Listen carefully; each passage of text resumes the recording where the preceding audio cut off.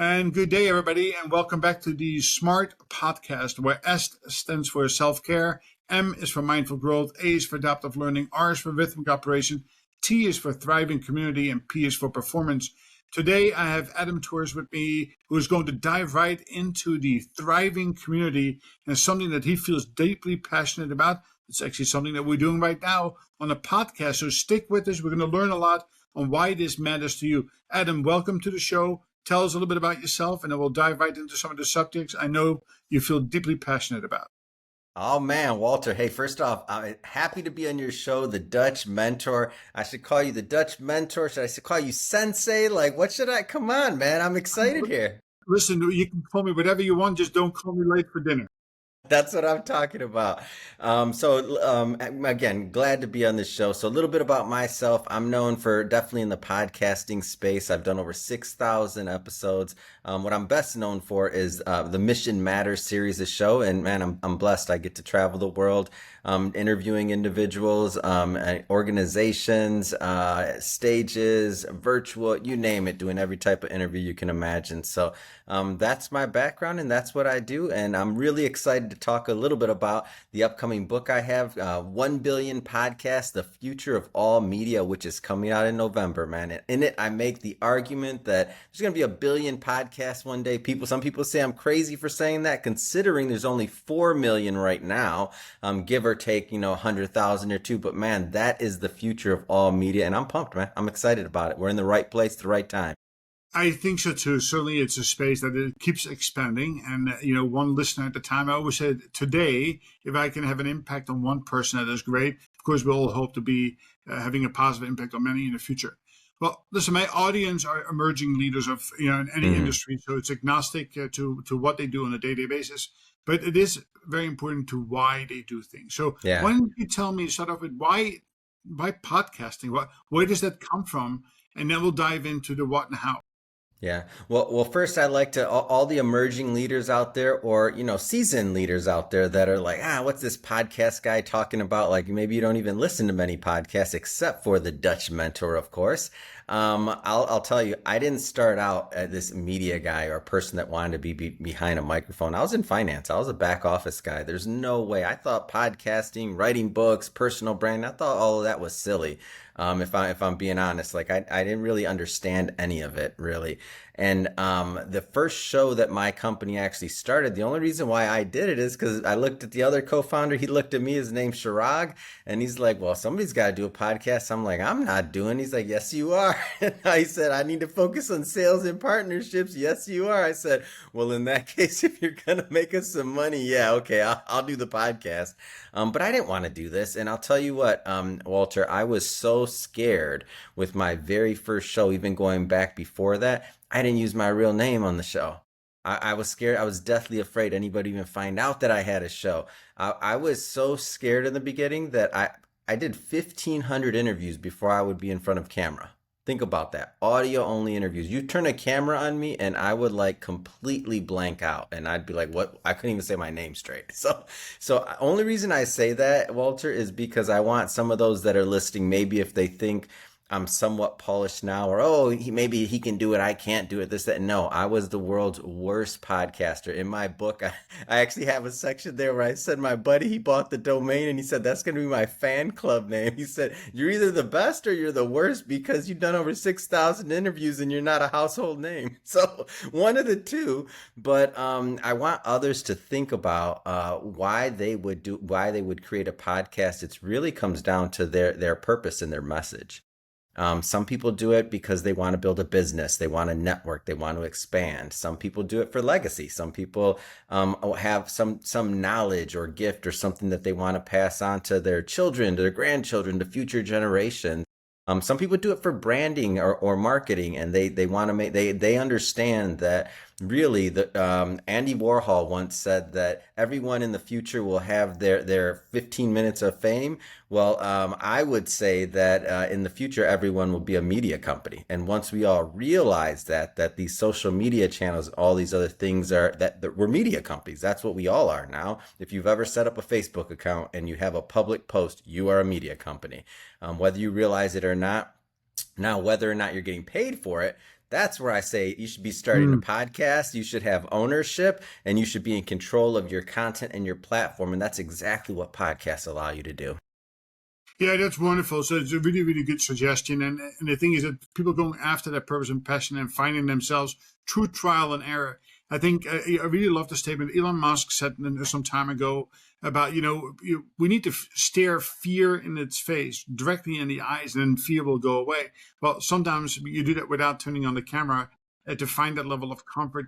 But we have to go out and make ourselves vulnerable. We have to go out and put ourselves out there, even with the fear of failure itself. Because, if we embrace that failure, it will make us better tomorrow. So having said that, 6,000 interviews, that's a lot of interviews, right? So what is it that you would say to somebody who's starting right now from a personal brand perspective or getting a message out there? How would they get started, and why is it important to get started?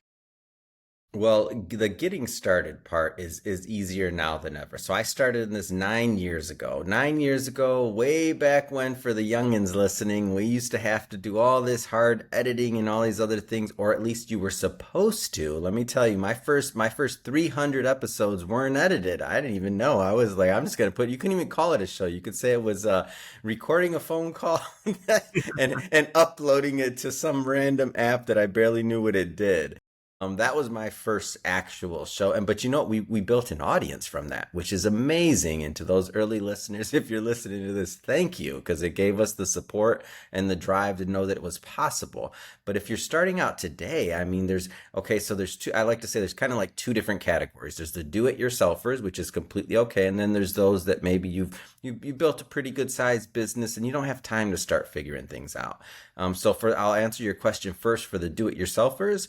For the do-it-yourselfers, YouTube. Go on YouTube. You can learn a lot. We have stuff, and shameless plug for myself. So if you go to my Instagram, Ask Adam Torres, and if you click on the link and if you scroll down, you're going to see some free ebooks, like all kinds of things. There's endless resources though, that you can find out and figure out how to launch. But now with AI tools and easier editing and even things like what we're using today, Riverside to record this, or even Zoom, like the technology has just progressed so far that it's easier than ever to record a podcast now. So that part, the technology part, shouldn't be very difficult, but I'll address it just briefly from another angle.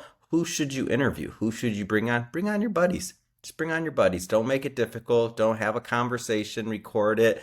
Be authentic with your audience. Tell them you don't know what you're doing. I kind of think that our first show probably was pretty groovy because maybe people were like, man, this is a train wreck. This guy's like has zero idea what he's doing. But the thing is what, like, authenticity. I didn't know what I didn't know, but I knew that I just treated it like like anything else I was doing and learning. So I told the truth. When I was a financial advisor many years ago, I'm not in that business anymore, and I was getting my first couple clients, I wasn't trying to hide it that I was like new in the business. They know. And I just tell them, yeah, I'm new. But the good part is I'm new. So you're my only focus. So you want the best service? You want a guy that's going to obsess over your situation? I'm your guy. I don't have any clients yet. So when I was a new podcaster, I took the same approach. I was like, hey, everyone that's listening, if anybody's listening, I saw I had a couple of downloads. Thank you. I don't know what I'm doing, but stay with me on this journey. I'm going to figure it out. So that's for the do-it-yourselfer. Yeah. So just sticking on that particular, why does it matter to them? Because we understand the professionals, right? For them, they're already in the point of making money, and that's a driving force behind it. For the do-it-yourselfer who wants to get a message out there, or wants to share knowledge and experiences, which is exceptionally important for people to do, because most will never write a book. Podcasting is an easier way of sharing your story. But why does it matter to them? Why should they dive into this? Well, the first thing I would say is to be able to control the narrative and to be able to control your voice. So I was always, or your message. I was one of those people. So I won't say early on, but let's say in other types of social media, which I'm not against other social media for anybody listening to this. I love Instagram, Ask Adam Torres. I'm on it all the time and I enjoy it. But I'll tell you, you build up these platforms, you build up this Facebook group, you build up this LinkedIn group, you build up this all these other this Instagram account, and then what happens is you over time make these companies very rich through the audience that you attract to their platform. You have no ownership, you don't own your IP, you don't own anything, and they make money off of you. That's pretty much how it works. Like whether you realize it or not, or you want to accept that. But on the other side of the deal, you get free entertainment. Or supposedly, when you watch that ad, you're paying for it, whether you realize it or not. But you get free entertainment, right? So there you go. Well, with podcasting, you own that audience. You own those subscribers. So if you think about it, it's an asset, first off. So I like to change people's mindset from it's an asset. The algorithm can't change because there is no algorithm pushing out your particular show. If somebody subscribes to your show, then guess what? Every time that you release an episode, they're going to get a push notification, assuming that, your audience has the push notification set up, right? But most do that are loyal podcast listeners. So I don't doubt that. But they're going to get a push notification. So what that means is there's no algorithm that's going to say all of a sudden, you do a post right now on Instagram, you're lucky if 10% of your followers actually see that post, period. Why? Because Instagram's job isn't to promote you, it's to sell ads and to promote ads and to try to, walk that line of showing your audience just enough to keep them engaged. But really, that's not their job. Their job is to make money from advertising, which is okay. So now when you start doing your own show, guess what? Now you're the media company. Now you're in business. Now you have a direct connection to your audience that you don't have on any other platform. Because guess what? I built a big Facebook group once. I remember that early days, right? It was like a gold mine. I was like, oh my gosh, this is amazing. Facebook groups are the greatest thing since sliced bread. You build up this huge group, then you got direct contact your audience, then boom, overnight they changed the algorithm, and I'm like, what the heck? Now, in order to reach my audience, I have to buy advertising to advertise to my own group that I built on your platform. Are you kidding me? What a crock. So now, why am I all in on podcasting? Because I can see what it does. It's unlike any other medium, especially the voice component. If you think about it, and I'll just say this real briefly, Walter, because I don't know if you ever think about this. Maybe I think about podcasting too much, but when do people and where do people listen to podcasts? Usually in their most intimate moments. Maybe they're taking their kids to school. Maybe they're at the gym and they only get, 45 minutes 3 times a week at the gym. And that's where they're listening to your show.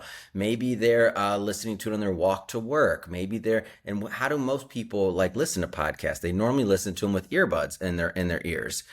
So that means that you're literally sitting in their ear canal. You're in an orifice, like your voice is in the orifice of a person while they're consuming your content. It doesn't get any more intimate than that. So your connection with your audience.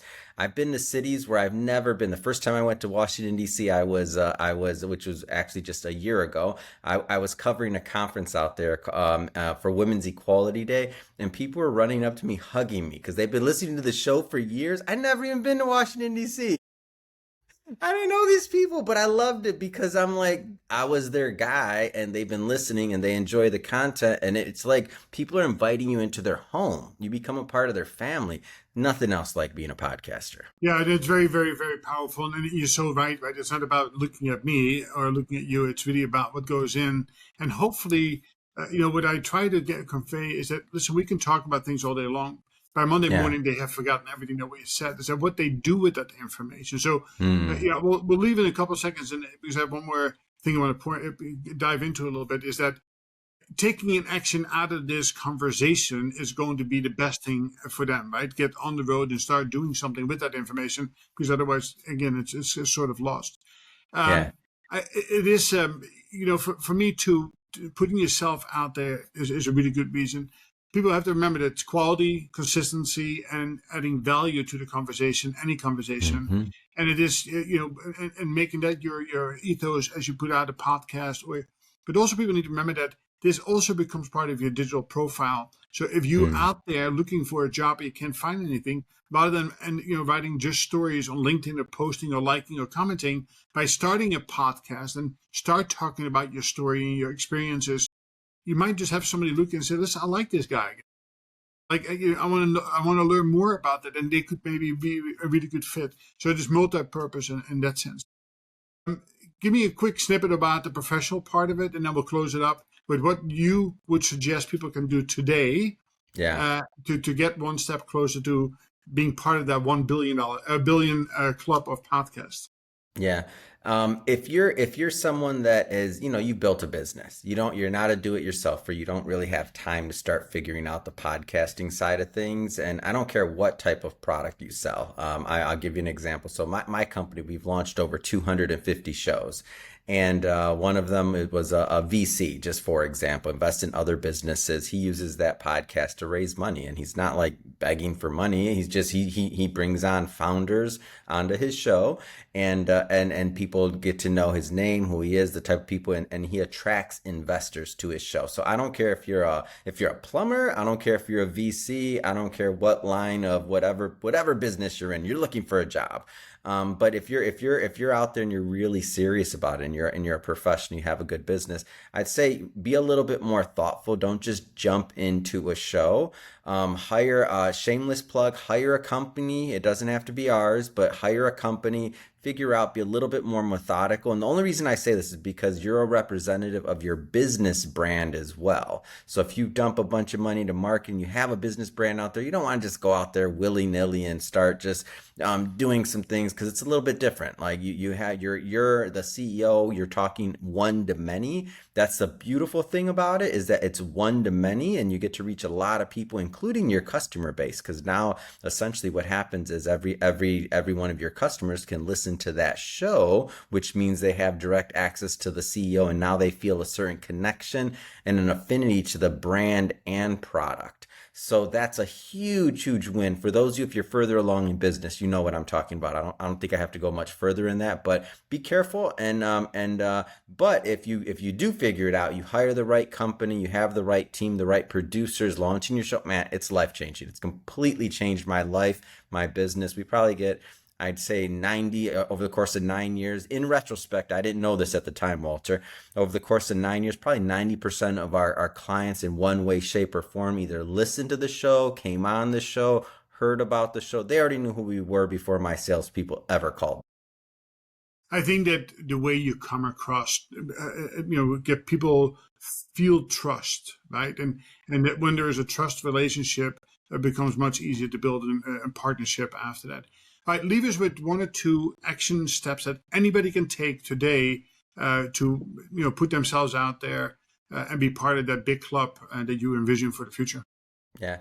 Action step number 1, send me a DM. So ask Adam Torres. I'm going to send you, when the book comes out in November, for all your listeners, Walter, I'm going to send you a physical copy of the book, free and signed. So send me a DM, ask Adam Torres on Instagram. That's my promise to your audience. A free book, no strings attached, nothing else like that. In that book, I go through in depth into what it takes and the methodology and a lot of other things. It took me 9 years to write that book, just for some context there. So, I want to offer your audience a free copy of that.